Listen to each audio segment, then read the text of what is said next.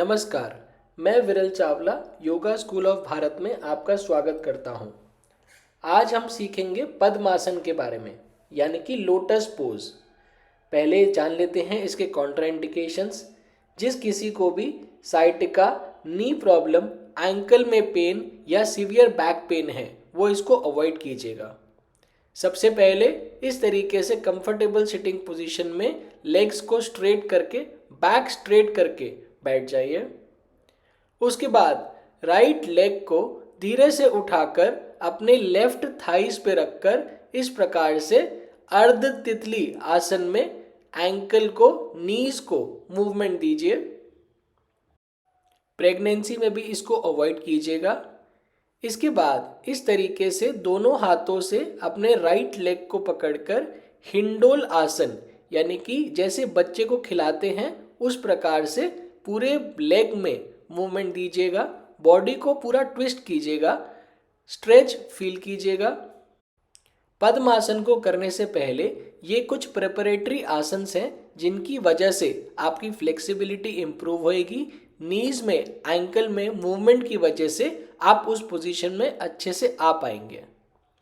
इसके बाद पूरे नीज का 360 डिग्री रोटेशन कीजिएगा, जिस वजह से आपका हिप मूवमेंट, एंकल मूवमेंट और पूरे नीज का मूवमेंट रहेगा।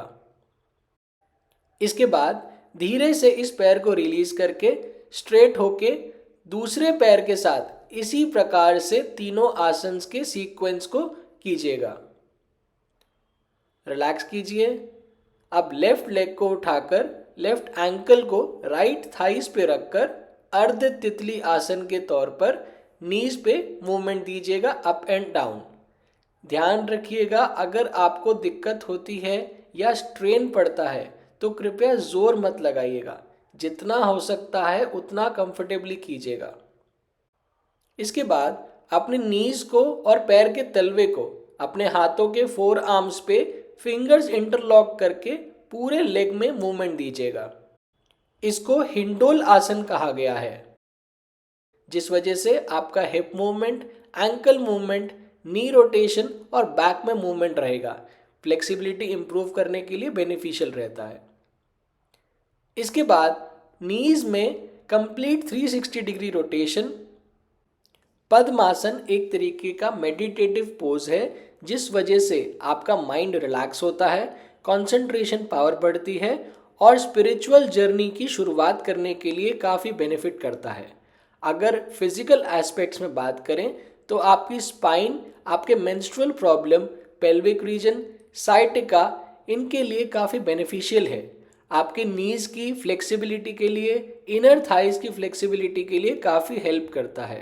अनवांटेड थाइज और बेली फैट को रिड्यूस करता है और ओवरऑल बॉडी पोस्चर को इम्प्रूव करता है।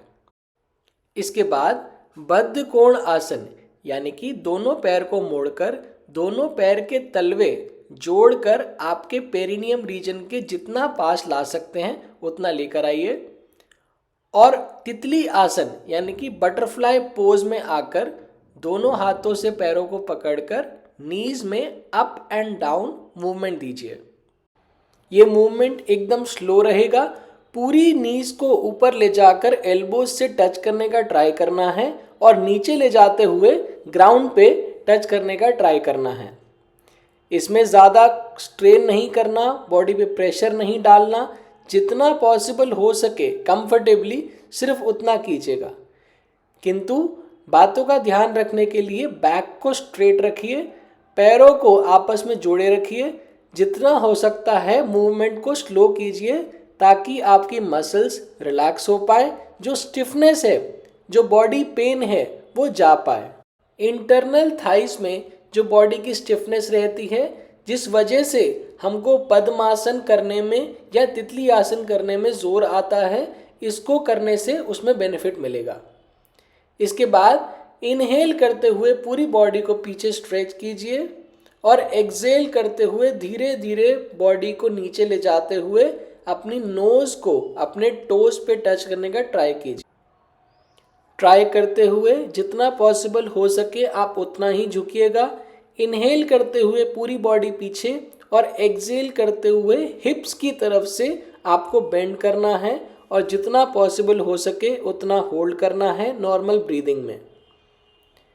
इसी प्रकार से इनहेल और एक्सहेल करते हुए बॉडी को मूवमेंट दीजिए, हिप्स की तरफ से बेंड कीजिए और जितना हो सके पोजीशन में होल्ड कीजिए। तो इस प्रकार से ये सारे प्रिपरेटरी पोजेस हैं पद्मासन लगाने के लिए। इसके बाद पद्मासन करने के लिए आप सबसे पहले दोनों पैर सीधे करके रिलैक्स कीजिए, बैक को स्ट्रेट कीजिए और धीरे धीरे राइट लेग को उठाते हुए लेफ्ट थाई के ऊपर रखिए, कुछ इस प्रकार से। आपके घुटने जमीन पे टच रहेंगे। इसी प्रकार से दूसरा लेग यानी कि लेफ्ट लेग को उठाकर राइट थाई के ऊपर रखिए और लोटस पोज यानी कि पद्मासन में आ जाइए। इस पोज में आने के बाद आपके दोनों घुटने जमीन पे टच रहेंगे, किंतु आपकी बॉडी के स्ट्रक्चर के हिसाब से आप कीजिएगा। ज़रूरी नहीं है कि पहली बार में ये पॉसिबल हो पाए। अगर आप कंफर्टेबल नहीं हैं तो आप अर्ध पद्मासन भी लगा सकते हैं, जिसमें आप एक पैर ऊपर और एक पैर सुख आसन में नीचे की तरफ रखकर इस प्रकार से बैठ सकते हैं।